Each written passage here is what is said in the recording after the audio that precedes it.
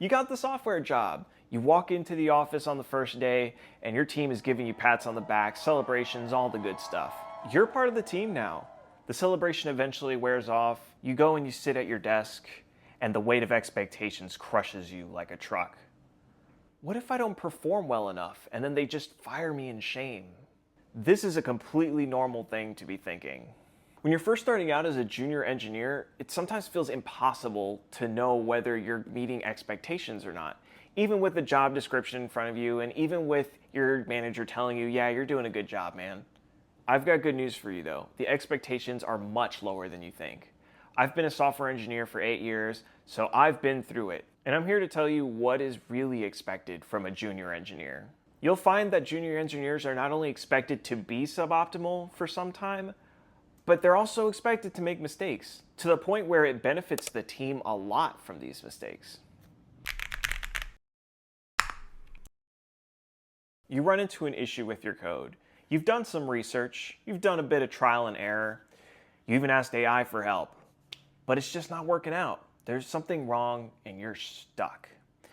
You think to yourself, oh, okay, well, I'll just go and ask my team.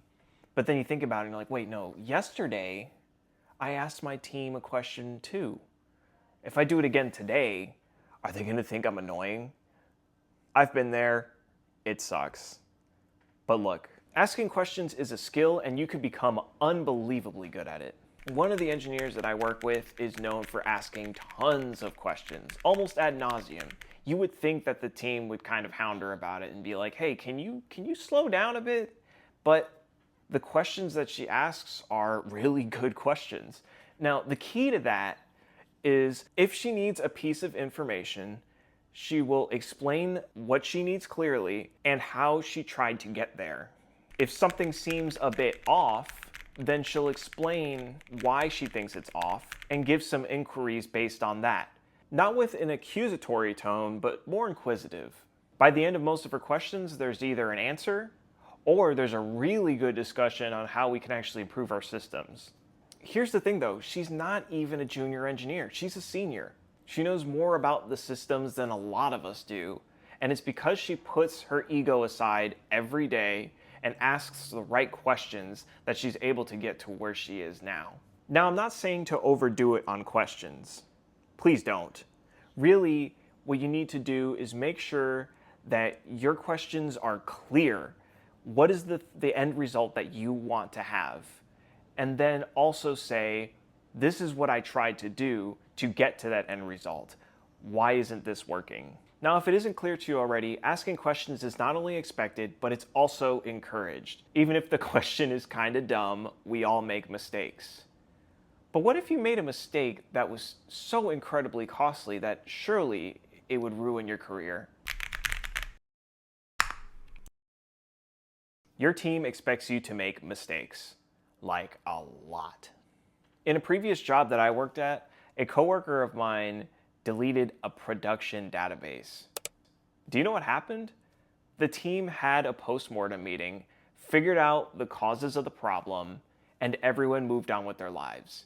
He was still happily employed, though perhaps a bit embarrassed. Whenever the topic came up in the future, we definitely gave him crap for it. It was all in good fun, or at least I hope so. I'm going to let you in on a little secret though. Companies have their systems designed to prevent employees from making dumb mistakes like this. You might find this in the form of being unable to push to the main branch of your repository. Or maybe you're just unable to actually delete the production database due to permissions. Sometimes though, things just kind of slip through and that's okay. Whenever there is a catastrophic mistake that slips through, this is on the whole team. This is not on one individual. Everybody's responsible for making sure that the systems in place can't be tampered with. And if they are, then everyone needs to sit down and say, okay, well, how could we have prevented this? Any team that blames a single person for an incident is not only a bunch of jerks, but they're also losing out on a ton of learning opportunity, going all the way up from the systems that protect the code base all the way down to the incident itself. There's so many different layers that teams can learn from by looking at it. All of this is to say, your mistakes as a junior are actually heavily encouraged. If you can find some sort of vulnerability by doing something a little bit dumb, then so be it. Like, that's cool. Senior engineers are so set in their ways that they sometimes miss some of the blaringly obvious things that a junior can just find in minutes. Okay, so maybe you can accept that you make mistakes, but you still got deadlines you need to meet. You want to go faster. Thankfully for you though, your team doesn't expect you to be lightning fast.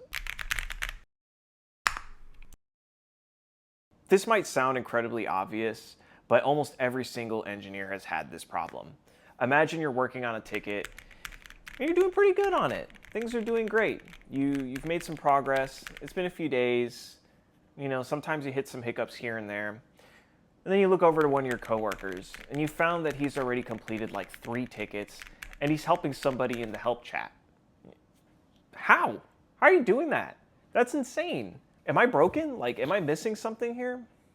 You're not missing anything. You're just new. You are an investment as a junior engineer, and the cost that they are paying is the amount of time it takes for you to do things the first time. Even senior engineers that are hired onto new jobs can take upwards of 6 months in order to just get used to the code base. Sometimes you'll get that message where someone's like, hey, do you need some help? And it's very easy to be like, oh geez, am I going slow? Oh, this is not good, this is not good. But when you think about it, sometimes people just need something to do. They may not even assume that you're being slow. They just know that you're a junior, and perhaps they might even get the idea that you don't want to ask for help, so they make the move first.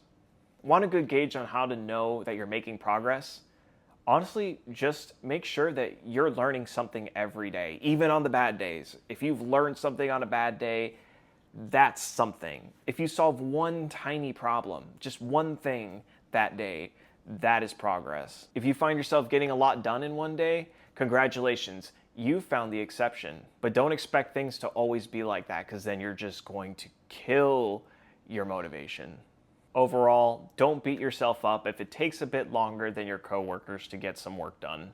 All right, so I tricked you. In the intro, I mentioned that there were 3 points, but really, there's actually 2 secret extra points. One expectation, juniors will take breaks. This is huge. You might think, oh my gosh, I am the dumbest person in the room right now. I need to catch up with these people. You might go and skip lunch all the time or work those extra hours. Please don't. Don't do that to yourself. You're just going to burn yourself out, and then you might end up in a depressive episode and just stop working altogether. We don't want that. Also, personal health is kind of nice. It's pretty good, would recommend. Bottom line, your team expects you to take your lunch, do the best you can during work hours, then go home on time. That's it. Unless your job is on call or something. I don't really know much about all that, but make sure that the standards are there. Juniors are also expected to be consistent. Keep in mind, your technical skills are probably not very good at the moment. That's fine, but you know what you can control? Being to stuff on time. This includes meetings, or just being on site on time if you work from work. If you get Slack messages, try to get to them as soon as you can. Being prompt is something that anybody can do, so take advantage of that. You might have seen a common theme here. The expectations of a junior are much lower than you might have thought. All your team expects from you is that you learn from your mistakes, that you be inquisitive, and that you just overall do your best. Any team who doesn't have expectations like this is probably not a good team, and maybe you should start looking for another job. How do you handle the weight of expectations at your own job? Let me know in the comments. If you want to get better as a developer in a world of AI, then check out my other video where I talk about how AI is killing your learning and what you can do about it. Anyway, that's about it. Thanks for watching.